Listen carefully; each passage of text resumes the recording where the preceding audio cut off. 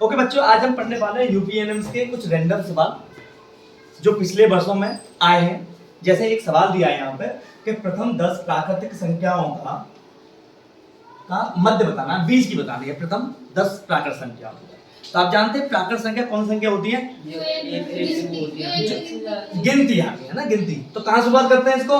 1 2 3 4 5 6 7 8 9 10। ये हमारी 10 प्राकृतिक संख्या है। हमें इसका मध्य बताना है। तो मध्य आप बता पाओ कैसे निकाल सकते हैं?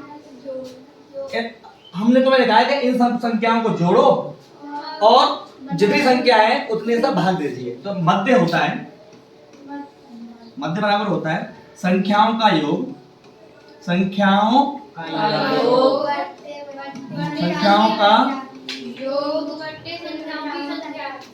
बट्टे संख्याओं की संख्या।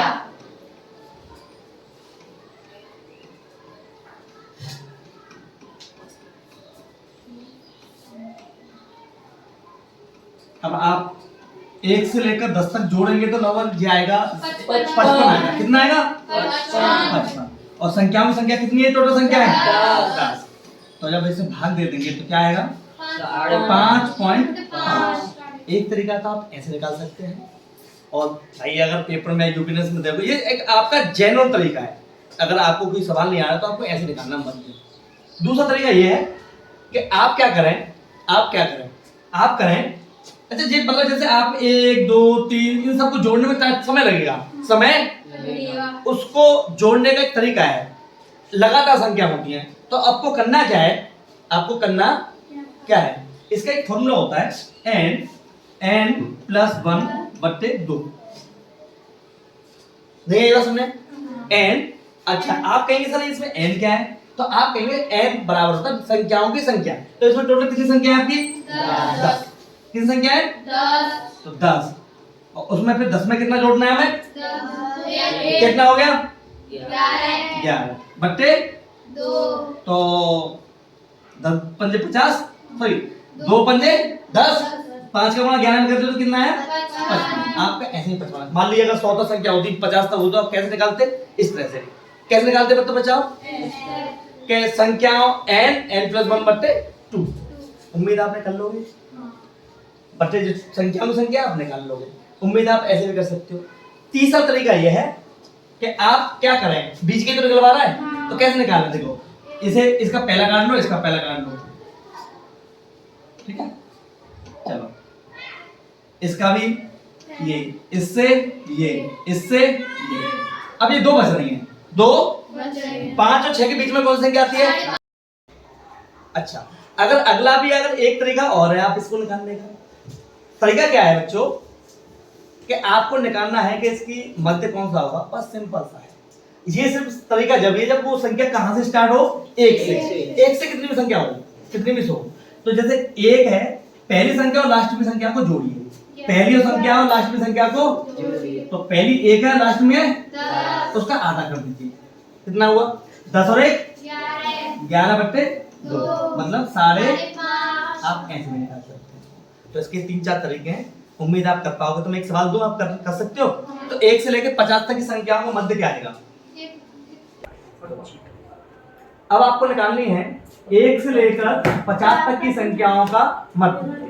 निकालिए क्या होगा? 3.5। कैसे निकाला कि आपने पहली संख्या ली और अंतिम संख्या ली। तो 1 + 50 और उसका क्या कर दिया आपने? कितना हुआ? 50 का आधा 25 और 1 का आधा हो गया, ठीक है? तो क्या हुआ? 25.5। ये आपका माध्य आ गया। उम्मीद आपको समझ में आ गया मध्य निकालना। ठीक है, अगला सवाल करते हैं। कुछ रैंडम सवाल काट दो। अलग तरह का सवाल आता है। जैसे ये एक सवाल दिया है कि x + 1/x = 5/2। इस तरह का सवाल है। वो आपसे इन चारों में से कोई भी सवाल पूछ सकता है। वो पूछ सकता है x2 + 1/x2 का मान क्या होगा, या आपसे पूछ सकता है x3 + 1/x3 का मान कितना हो सकता है, और x2 - 1/x2 ये एक मान क्या होगा। इस तरह के और भी सवाल पूछ सकता है। कितने भी सवाल आ जाएं, इस तरह के सवालों करने के 2 तरीके हैं मेरे पास।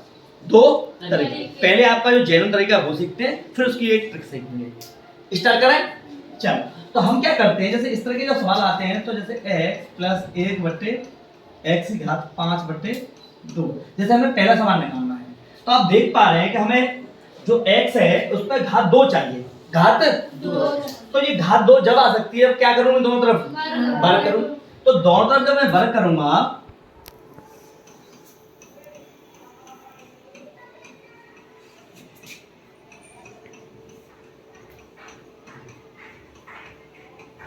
इसे मान लीजिए एक समीकरण मान लीजिए, ठीक है।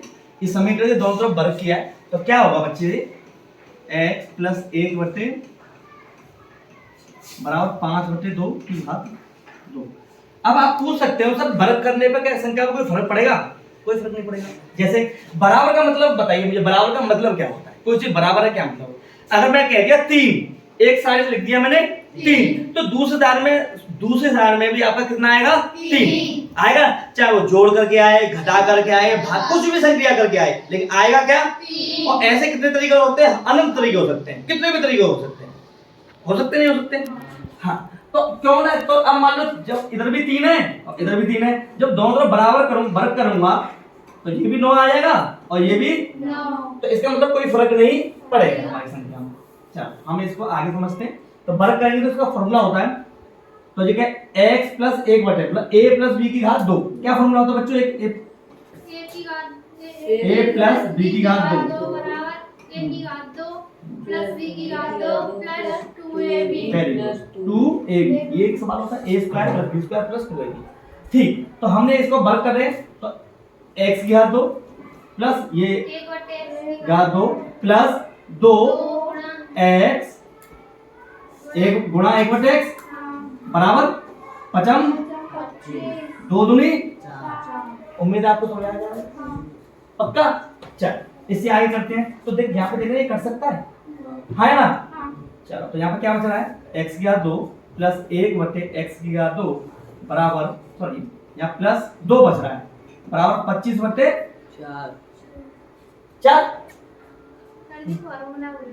कहाँ है क्यों? x प्लस 1/x, फिर यहाँ कोष्टक में x प्लस 1/x आते हैं। सही है, a की घात 2 प्लस b की घात 2 प्लस 2ab हो, ये तो फॉर्मूला होता है, देखो हाँ ये होता है फॉर्मूला, ठीक है। अब इसका मतलब है इसको ये हमें पूरा मान मिल गया, इसका नहीं मिल गया, बस हमारे पास ये 2 एक्स्ट्रा मिल रहा है, 2। इसको खत्म कैसे करेंगे? खत्म करने का क्या तरीका है?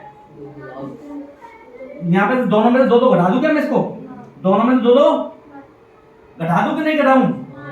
घटा दूं, तो 2 घटा दूंगा इसमें से और 2 घटा दूंगा, तो 2 घट जाएगा तो ये खत्म हो जाएगा यहाँ पे, तो ये वाली पूरी वैल्यू मिल जाएगी। और यहाँ पे क्या मिलेगा बच्चों? 25/4 माइनस 4 दूनी 8, 8/4 कह सकता हूँ, नहीं कह सकता उसको, है ना?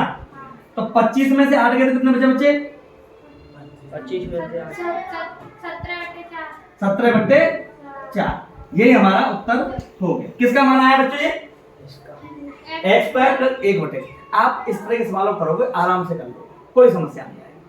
अब मैं आपको इसका दूसरा तरीका बताता हूं। दूसरा तरीका क्या है, दूसरी अप्रोच क्या रहेगी हमारे इस सवाल को करने की?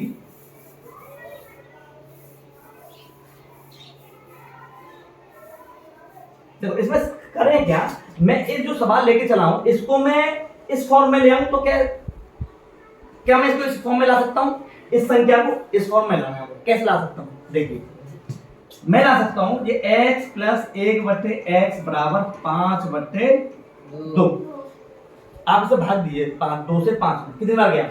2 सही 1/2। 2 का भाग दीजिए किसमें? 5, तो 2 दूनी 4, घटाइए 1 बचा, तो 2 सही 1/2। 2 सही 1/2। किसी बच्चे को पता है ये क्या है? इसके बीच में गुणा हो रहा है, जोड़ हो रहा है?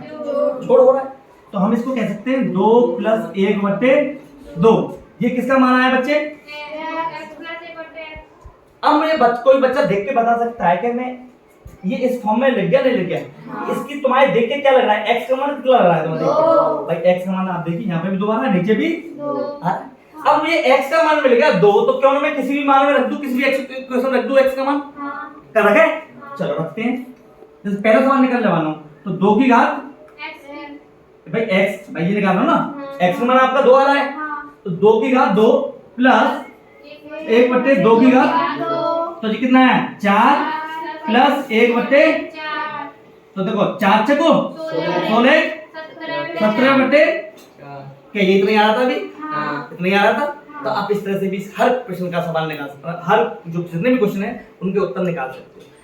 अगला कर सकते हैं इसको, देखो अगला 2 की घात 3 मतलब 8 प्लस, तो 8 × 2 64,